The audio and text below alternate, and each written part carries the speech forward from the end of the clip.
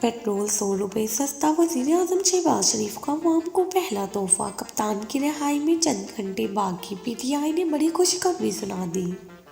नाजरीन, नई हुकूमत और नए वज़ीर-ए-आज़म ने कौम का दिल जीत लिया। आते ही अवाम को बड़ा रिलीफ दे दिया। अब पेट्रोल, बिजली, गैस सब सस्ता होगा। वज़ीर-ए-आज़म शहबाज शरीफ ने अवाम को नए रेट बता दिए। इक़्तिदार संभालते ही नून लीग की चांदी हो गई। शरीफ बरादरान की 5 उंगलियां कड़ाही में। इमरान खान का नामो निशान मिटाने के लिए अवाम को यज्ञ बाद दीगरे रिलीफ मिलने लगे। पीटीआई वालों ने भी बंदोबस्त कर लिया। नई हुकूमत ने अवाम को आराम करने के लिए इनकी दुखती नफ्स पर हाथ रख दिया।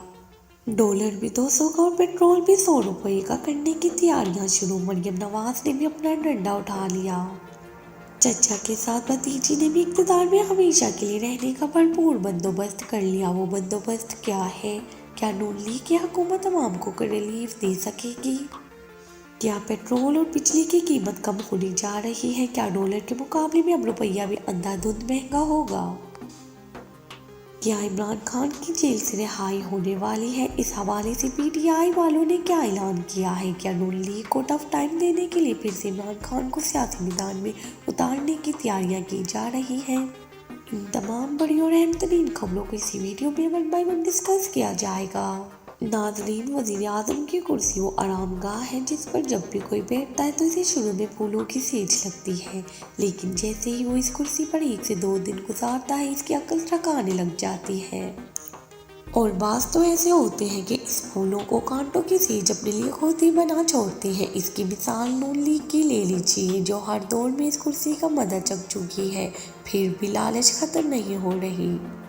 एक जानिब शहबाज शरीफ ने वज़ारत उज़्मा संभाली है तो दूसरी तरफ पीटीआई ने खिलाड़ियों को कप्तान की रिहाई की खुशखबरी सुना दी है।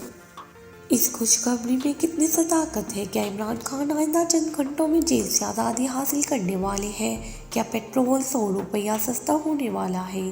क्या अवाम को इनकी ज़रूरत के मुताबिक रिलीफ मिल सकेगा? बड़ी खबरों ने तहलका मचा दिया।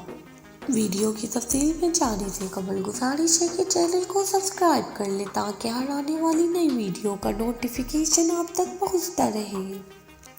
नाजरीन, इत्तेहादी सरकार की सरतोड़ कोशिशें और नवाज शरीफ की चालबाजी अमीर खान साहब को इनके मकासद और अज़म से हटा नहीं पाई है। अब खबरें ये भी है कि सुन्नी इत्तेहाद कौंसिल ने इलेक्शन कमीशन के फैसले के खिलाफ अदालत जाने का ऐलान कर दिया। सरबराह सुन्नी इत्तेहाद कौंसिल साहबजादा हामिद रज़ा ने कहा है कि मखसूस नशिस्तों से किसी भी जमात को महरूम नहीं किया जा सकता। इलेक्शन कमीशन ने दोबारा हमारा मैंडेट चोरी कर लिया है। जब तक हमारी मखसूस नशिस्तों का आदमी फैसला नहीं हो जाता तब तक सदारती और सेनेट इलेक्शन को मुलतवी किया जाए। मखसूस नशिस्तें हमें ना देकर हमारी अक्सरियत को अक़लियत में बदल दिया गया। इलेक्शन कमीशन ने गैर आइनी गैर कानूनी फैसला सुनाया है। इसी तरह पाकिस्तान तहरीक इंसाफ के मरकज़ी रहनुमा सेनेटर बैरिस्टर अली ज़फ़र ने सेनेट में इज़हार ख्याल करते हुए कहा कि हमारी जिम्मेदारी है कि आइन की पासदारी करें। आर्टिकल 51 कहता है कि कौमी असम्बली क्या है। इसमें सारी सीटें मिलाकर 336 सीटें बनती हैं। जितनी सीटों पर इलेक्शन होगा इसके मुताबिक कौमी असम्बली अपनी कार्रवाई को आगे बढ़ाएगी। आर्टिकल 106 हर सूबाई असम्बली का साइज देता है। असम्बली के 3 हिस्से होते हैं, एक जनरल, ख़वातीन और अक़लियतों की मखसूस नशिस्तें होती हैं। जब तक तीनों खाने पूरे ना हो तो असम्बलियाँ मुकम्मल नहीं होती। पार्लिमानी जमहूरियत में असम्बलियों का बड़ा किरदार है। वज़ीर-ए-आज़म, चेयरमैन सेनेट, सदर, स्पीकर्स को मुंतखब करना होता है। नामुकम्मल ईमान हो तो वोटिंग नहीं हो सकती। इलेक्शन कमीशन ने हमें मखसूस नशिस्तें नहीं दी और वज़ीर-ए-आज़म का इलेक्शन हो गया जो कि गैर आइनी है। आइन कहता है कि अगर किसी सियासी जमात को आज़ाद उम्मीदवार ज्वाइन करते हैं तो इस जमात को इसके मुताबिक मखसूस नशिस्तें मिल सकती हैं। इन्होंने कहा कि इलेक्शन में हमारे कुल अरकान की तादाद हमारे नज़दीक 180 अरकान थे, लेकिन हमारी तादाद 92 अरकान रह गई। अली ज़फ़र ने कहा कि आइंदा सदर और चेयरमैन सेनेट के इलेक्शन में हमारे मखसूस अरकान को वोट करने का मौका मिलना चाहिए था, लेकिन इलेक्शन कमीशन ने फैसला दिया कि हम ये सीटें सुन्नी इत्तेहाद कौंसिल को नहीं दे सकते। इलेक्शन कमीशन का फैसला गैर आइनी है। इलेक्शन कमीशन ने हमें 23 नशिस्तें देना थी। अगर हमारी सीटें दूसरी जमातों को दी गई तो गैर आइनी होगा। سینیٹ سے مطالبہ کرتا ہوں کہ پورے الیکشن کمیشن کو مستعفی ہو جانا چاہیے۔ الیکشن کمیشن کے آج کے فیصلے سے ثابت ہو گیا کہ الیکشن کمیشن آئین کا ذمہ داری پوری نہیں کر رہا، اس پر آرٹیکل 6 لگنا چاہیے۔ ناظرین، وزیر اعظم شہباز شریف کے حکم پر ایف بی آر نے 65 ارب روپے کے واجب الادا ریفنڈز جاری کر دیے۔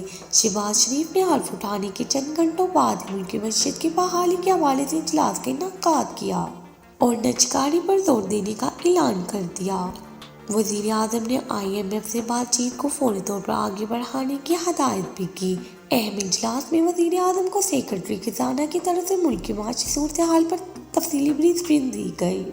اہم اجلاس میں وزیر اعظم کو سیکرٹری خزانہ کی طرف سے ملک کی معاشی صورتحال پر تفصیلی بریفنگ دی گئی۔ وزیر اعظم نے معاشی صورتحال کی بحالی کے لیے ہنگامی بنیادوں پر لائحہ عمل تیار کرنے کی ہدایات کرتے ہوئے کہا کہ ہمیں ملک کی معیشت کو بہتر کرنے کا مینڈیٹ ملا ہے اور یہی ہماری حکومت کی اولین ترجیح ہے۔ انہوں نے کہا کہ ہماری حکومت ملک میں سرمایہ کاری کے فروغ اور کاروباری برادری کو سہولیات کی فراہمی کے حوالے سے بھرپور طریقے سے کام کرے گی۔ اجلاس کے دوران بریفنگ میں بتایا گیا کہ وزیر اعظم کی ہدایات پر فیڈرل بورڈ آف ریونیو نے 65 ارب روپے کے ٹیکس ریفنڈز کلیئر کر دیے ہیں۔ وزیر اعظم نے کہا کہ ایسے ٹیکس ادا کرنے والے جو ملکی برآمدات میں اضافے اور ملکی معیشت میں ویلیو ایڈیشن کے لیے کام کر رہے ہیں، وہ ہمارے سروں کا تاج ہیں۔ ہم انہیں خراج تحسین پیش کرتے ہیں۔ ان کا کہنا تھا کہ اچھے ٹیکس ریپیئرز کی حکومتی سطح پر پذیرائی کی جائے گی۔ فیڈرل بورڈ آف ریونیو میں شفافیت لانے کے لیے آٹومیشن ناگزیر ہے۔ ایف بی آر اور دیگر اداروں کے آٹومیشن پر فی الفور کام شروع کیا جائے۔ شہباز شریف نے کہا کہ نقصان میں جانے والے حکومتی ملکیت اداروں کی نجکاری کی جائے گی تاکہ ادارے ملکی معیشت پر مزید بوجھ نہ بنیں۔ وزیر اعظم نے حکومتی بورڈز کے ممبران کی مراعات میں کمی کے لیے واضح حکمت عملی ترتیب دینے کے لیے کمیٹی تشکیل دینے کی ہدایت کی۔ اس کے علاوہ شہباز شریف نے پاور اور گیس سیکٹرز کے اسمارٹ مانیٹرنگ پر منتقلی کے لیے لائحہ عمل تیار کیا، کیونکہ اسمارٹ مانیٹرنگ سے لائن لائسنس کم کرنے کی مدد ملے گی۔ انہوں نے کہا کہ تمام بینکس اور مالیاتی ادارے درمیانے اور چھوٹے درجے کے کاروبار کے فروغ کے لیے حکمت عملی تیار کریں تاکہ ملک کے نوجوانوں کو اپنے پیروں پر کھڑا ہونے میں مدد مل سکے۔ وزیر اعظم نے کہا کہ حکومتی ہجوم کم کیا جائے۔ ایسے ادارے جن کی ضرورت نہیں، انہیں یا تو ضم کر دیا جائے یا پھر بند کر دیا جائے۔